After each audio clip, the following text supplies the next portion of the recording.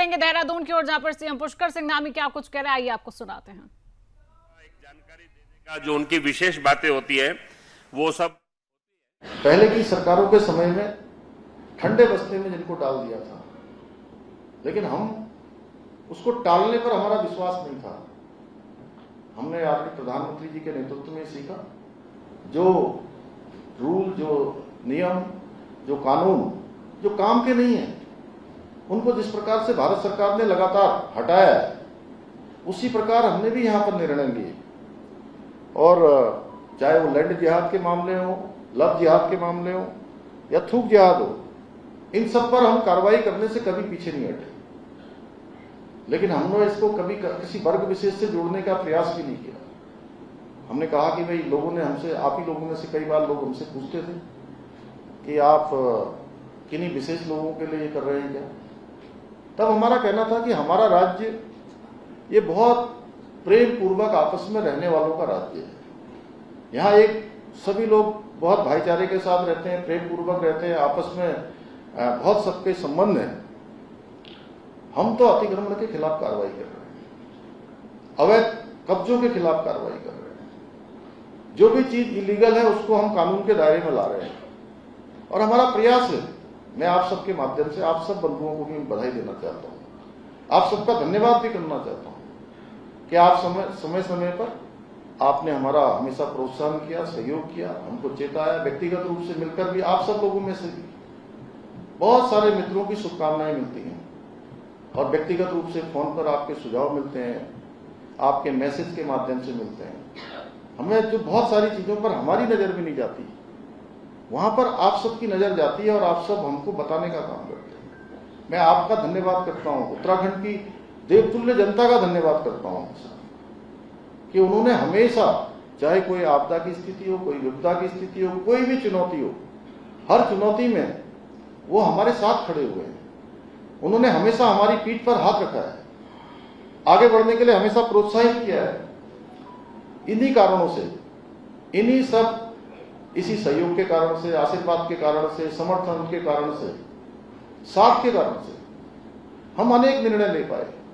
देश की आजादी के बाद देश के संविधान निर्माताओं की भावना के अनुरूप उत्तराखंड पूरे देश के अंदर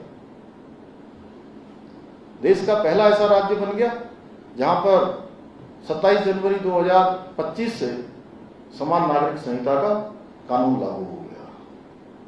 भाइयों बहनों, इसके साथ साथ हमने जबरन धर्मांतरण का कानून यहां पर बनाया, जो देवभूमि के मूल स्वरूप को और डेमोक्रेसी को जो खतरा पैदा हो रहा था, निश्चित रूप से उसको सुरक्षित करने का काम करेगा।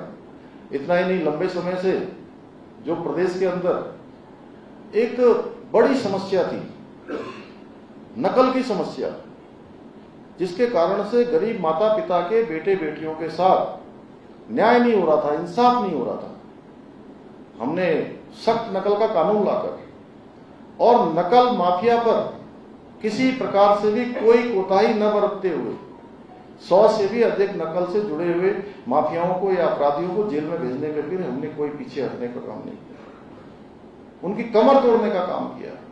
और इसका परिणाम हुआ कि पिछले 3 वर्षों में हम 20,000 से भी ज्यादा हमारे प्रदेश के भाई बहनों को हम नौकरियां देने में हमें सफलता मिली है।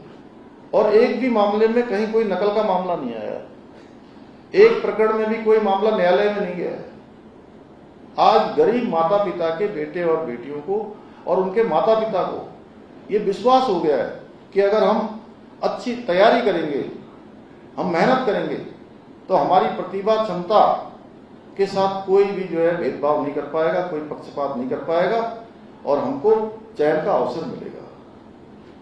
पूरे प्रदेश के अंदर मैं जाता हूं, मुझे आप सबसे कहते हुए आज इस बात का संतोष है कि आपके माध्यम से मैं चाहता हूं कि भाई आप सब लोग यहां पर सैकड़ों की संख्या में हैं, लेकिन ये बात कई लाखों लोगों तक आपके माध्यम से जानी है।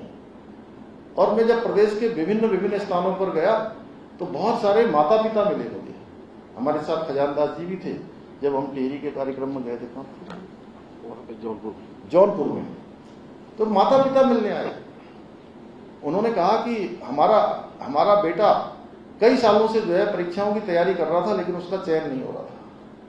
हम आपकी सरकार को धन्यवाद देते हैं कि अब इसका चयन एक नहीं 2-3 जगह पर हो गया है, और ऐसे अन्य स्थानों पर भी आप लोगों को मिले होंगे।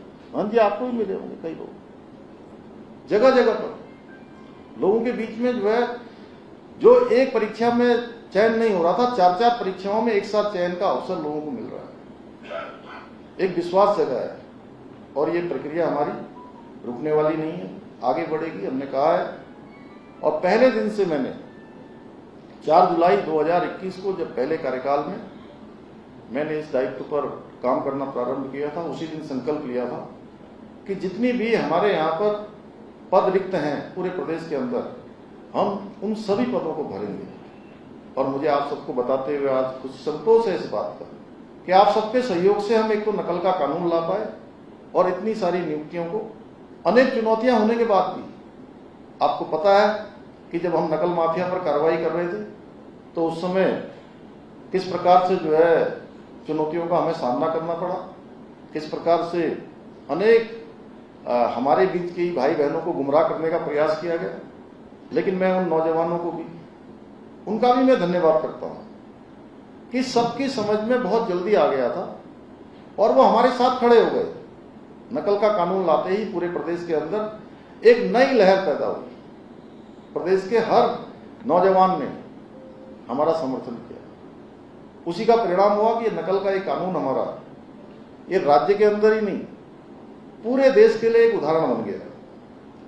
इसके साथ साथ हमने दंगा रोकने के लिए कानून बनाया। हमने ये कानून बनाया और इसके पीछे हमारा हेतु था कि आप प्रदेश के अंदर, हमारे शांत प्रदेश में कोई दंगा न करे, कोई यहाँ पर आगजनी न करे, कोई तोड़फोड़ न करे, कोई सरकारी संपत्ति, निजी संपत्ति को नुकसान न पहुंचाए। एक घटना हुई थी हल्द्वानी के बनबुलपुरा क्षेत्र में।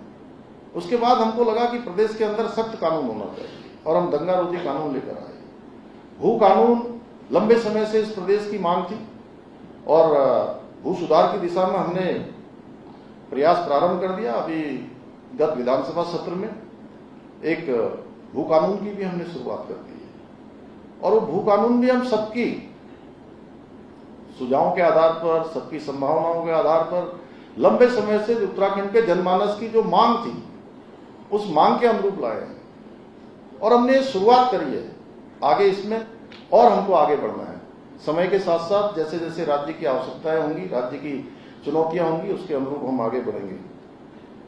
हमारे लिए हमारी महिलाएं हमेशा से शीर्ष प्राथमिकता में रही हैं, क्योंकि हमने प्रदेश के अंदर देखा है, और मैं स्वयं एक ऐसे परिवार में पैदा हुआ हूं जहां मैंने अपनी मां को भी बहुत कठिनाई में काम करते हुए देखा है।